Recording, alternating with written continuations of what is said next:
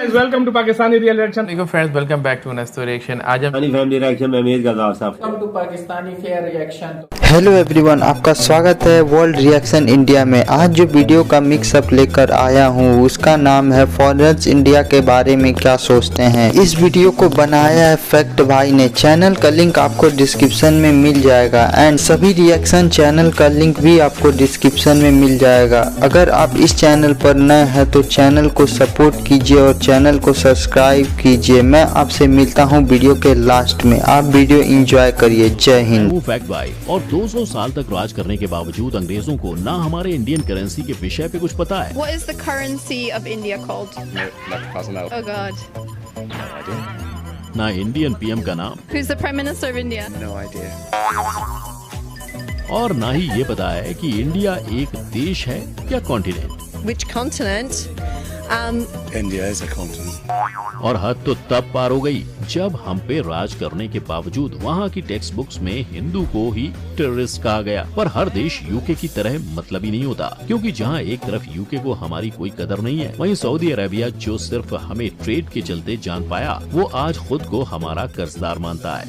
Indians being one of the biggest part of UAE's workforce have built our roads, have built our towers, have built our homes. और सिर्फ Saudi इकलौता नहीं है जो भारत के विषय पर खबर रखता है। साउथ कोरिया में इंडिया के नाम लेते ही लोगों की जुबान पर दो नाम आते हैं, एक बापू और दूसरा बाबा रणछोड़ दास। पर ये तो सिर्फ कुछ नाम है, पूरी पिक्चर अभी बाकी है मेरे दोस्त। और अगर आप इंडिया के बारे में अच्छी और बुरी बातें करने वाले सभी देशों को जानना पहचानना चाहते हैं तो शुरू करते हैं आज का वीडियो। Number 1, Australia. आज से कुछ सालों पहले हर इंडियन की जुबान पर यही लफ्ज हुआ करते थे,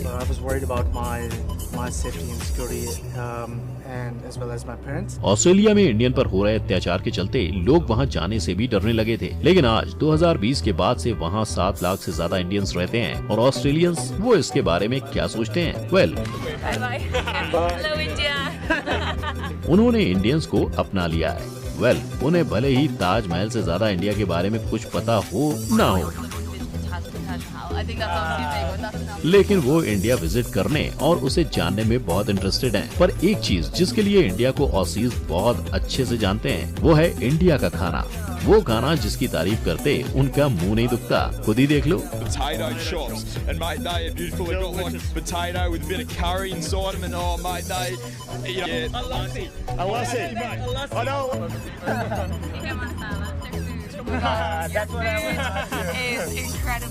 और रही बात हमारे हिंदुस्तान और ऑस्ट्रेलिया के रिलेशंस की, तो फैक्ट भाई यही कहेगा कि इंडिया 2020 में ऑस्ट्रेलिया का 7th लार्जेस्ट ट्रेडिंग पार्टनर और 6th लार्जेस्ट एक्सपोर्ट मार्केट रह चुका है। लेकिन सिर्फ ट्रेडिंग ही नहीं, इंडिया ऑस्ट्रेलिया के फॉरेन डिप्लोमेटिक रिलेशंस भी वेल एस्टेब्लिश्ड हैं। पर इतने सब के बाद ऑस्ट्रेलिया में जाकर बसने वाले लोगों को और वहाँ पढ़ने जाने वाले स्टूडेंट से फैक्ट भाई यही कहेगा कि जरा दिल बचा के, क्योंकि शायद ऑसीज को इंडियन को ज्यादा ही पसंद आ गए हैं। तभी तो वहाँ के लड़कों को जितनी इंडियन लड़कियाँ पसंद हैं, उतने ही वहाँ की लड़कियों को लड़के। Number 2, Germany. जय वीरू की जोड़ी के चर्चे आज हैं तो कल नहीं होंगे। पर इंडिया जर्मनी की दोस्ती की बात करें तो वो 500 सालों से चलती आ रही है और करंट ट्रेड रिलेशंस देख के लगता है ये दोस्ती हम नहीं तोड़ेंगे, क्योंकि हाल में जर्मनी इंडिया का 7th लार्जेस्ट डायरेक्ट इन्वेस्टर है और उनके इरादे तो यही है कि वो 7th नंबर से टॉप 3 में आ जाएं। और जर्मन गवर्नमेंट के इस साथ को वहाँ रह रहे लोग भी फुल सपोर्ट करते हैं। तभी तो वो अपनी तरफ से हो सके उतना इंडिया के विषय में इंटरेस्ट लेते हैं। आई मीन, आप वहाँ किसी को भी पूछ लो कि उनका इंडिया के विषय पर क्या ख्याल है, जवाब में बस आपको 2 ही बातें सुनाई देंगी, एक भारतीय खाना और दूसरा यहाँ के ब्लॉकबस्टर बॉलीवुड। और सिर्फ यही नहीं, वहाँ लोगों को इंडिया के कैपिटल से हमारे नेबरिंग कंट्रीज कौन है वो सब भी पता है। आप खुद ही सुन लो ये। China in the north, all these stun countries at the left side. रुको जरा, सबर करो। China, Sri Lanka, and Texas. हाँ, अब वो अलग बात है कि उन्होंने अपना होमवर्क तो किया है पर शायद पूरा नहीं किया है, क्योंकि जब उनसे इंडियन सिटीज के नाम पूछे गए तब कुछ आ करते रह गए।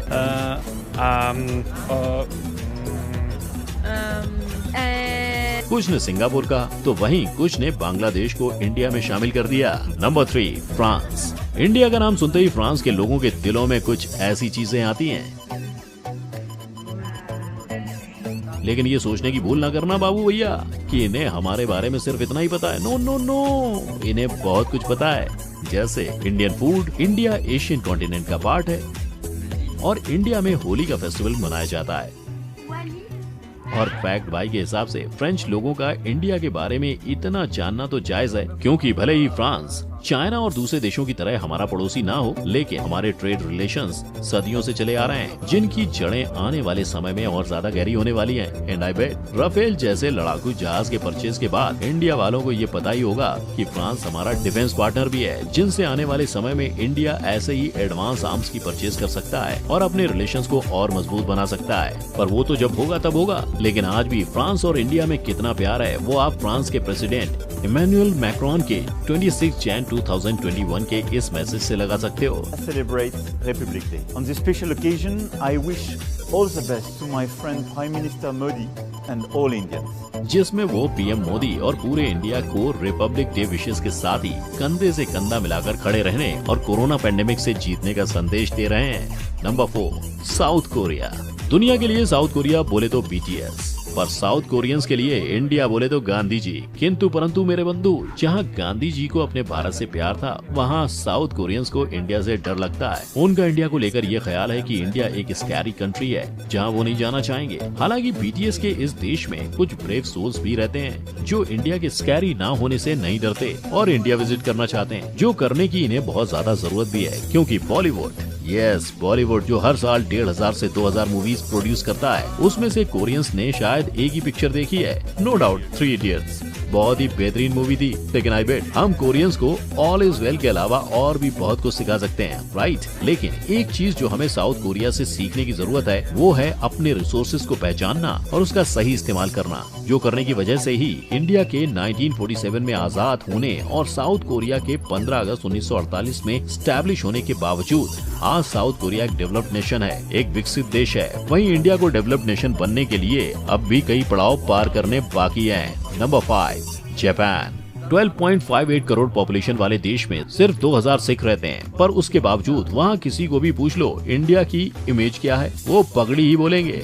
और पगड़ी के अलावा अगर भारत के विषय में उन्हें और कुछ पता है तो वो है करी और दूसरा स्पाइसेस। और शायद यही स्पाइसेस और करी वो वजह है वहाँ के हर तीसरे जापानी को चिकन मसाला और गार्लिक नान काफी भाता है। पर ना, ऐसा भी नहीं है कि जापान में इंडिया सिर्फ खाने के लिए ही प्रसिद्ध है। वहाँ के लोगों ने भारतीय नृत्य को काफी जाना और चाहा है, और जानेगा भी क्यों नहीं। आफ्टर ऑल जापान और इंडिया की दोस्ती 1400 साल पुरानी है। यस, जापान इंडिया का सबसे पुराना दोस्त है और इस दोस्ती में आज तक कोई नोक झोंक नहीं हुई है। बात चाहे इकोनॉमिक और कमर्शियल की हो, पॉलिटिकल रिलेशंस की हो, या चाहे science and technology and cultural cooperation की, हमने हमेशा एक दूसरे का साथ दिया है और हमारी सोच हर जगह मिली है, सिवाय एक जगह। अब चाहे वरुण धवन इंडिया में फेमस हो या ना हो, यहाँ भले ही उसकी कोई हाइप ना हो, पर जापान में तो सबने वरुण को ही अपना प्यार दिया है। आई मीन वहाँ लोगों ने मिस्टर परफेक्शनिस्ट और ग्रीक गॉड को छोड़ वरुण को चुना है, और बेचारे भाई तो भारत में भी सिंगल रहे और जापान में भी। Number 6, Russia. С удовольствием съездила в Индию посмотреть. А так Я их не встречала, но в Индии я бы хотела побывать и...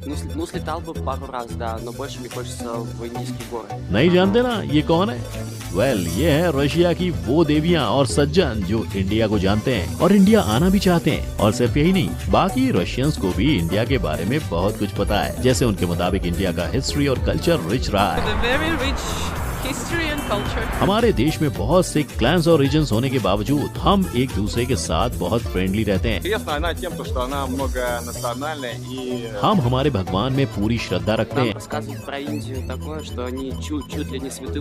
और लास्टली हमारा बॉलीवुड, उसने रशियंस का भी दिल जीता हुआ है। इंडिया फिल्म अब फैक्ट भाई इनकी बातों पर क्या ही गए, क्योंकि इनकी सारी ही बातें 100% सही है कि नहीं? पर एक तरफ जहां वो हमें समझते हैं, इंडिया विजिट करना चाहते हैं, वहीं कुछ लोगों का इसे लेकर बड़ा कंसर्न भी है। जैसे ये महिला जो इंडिया के अनहाइजीनिक होने के चलते अपने बच्चों के साथ इंडिया में ट्रैवल नहीं करने की बात कह रही है, क्योंकि वो उनके हेल्थ को लेकर कंसर्न है। और इस महिला के मुताबिक ऐसे कई और रशियंस भी हैं और हम इन्हें ब्लेम भी नहीं कर सकते। स्वच्छ भारत अभियान चल तो रहा है, पर पूरे इंडिया के स्वच्छ होने में अभी थोड़ा समय बाकी है। लेकिन जितना भी टाइम लग जाए, इंडिया एक दिन इस अभियान में कामयाब जरूर होगा। Number 7, UK. 200 सालों तक इन अंग्रेजों ने भारत पे राज किया और उसके बावजूद आज वहाँ के लोगों को ये तक नहीं पता कि भारत एक देश है या continent. India is a continent. और बस इतना ही नहीं, वहाँ रह रहे अंग्रेजों को ये तक नहीं पता कि इंडियन करेंसी को रुपीस कहते हैं। No idea. और ना ही वहाँ कोई भारतीय पीएम को जानता है। I have no idea. ना जानो तो ना जानो, पर मोदी को मुगल कौन बोलता है बहन? मुगल।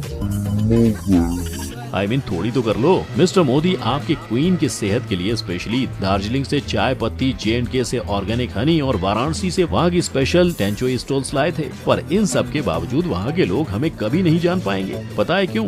वेल, उन्होंने भले ही हम पे 200 साल राज किया हो और हमारी हिस्ट्री टेक्स्ट बुक्स उनकी कहानियों से भरी पड़ी हो, पर उसके बावजूद यूके के टेक्स्ट बुक्स में इंडियन कॉलोनियल का कुछ मेंशन ही नहीं है। इनफैक्ट उनके टेक्स्ट में तो हिंदूज को टेररिस्ट माना गया है। वजह बस एक, जब British prime minister Winston Churchill ने मिलियंस ऑफ लोगों को भुखमरी की वजह से मार दिया, तब इंडियंस ने आवाज उठाई। जब डायर ने जलियांवाला मैसेकर में हजारों की जान ले ली, तब हमने डायर को गोली से भून दिया। और वैसे ही एक एक कर हमने हर चीज का जवाब दिया और उन्हें यहाँ से भगा दिया। बस इसीलिए हम हक की लड़ाई नहीं बल्कि उन्हें आतंक करते नजर आए।